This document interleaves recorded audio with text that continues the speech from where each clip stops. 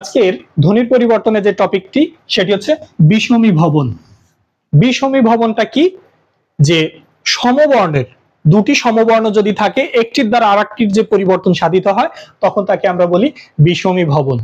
আমি আরেকবার বলি যে দুটি সমবর্ণ একটির দ্বারা আরেকটি প্রতিস্থাপিত বা পরিবর্তন হওয়া, এটি হচ্ছে বিষমী ভবন। যেমন শরীর, এটি হচ্ছে শব্দ, একটি পরিষ্কার একটি শব্দ, এটিকে আমরা অনেক সময় বলে থাকি শরীর।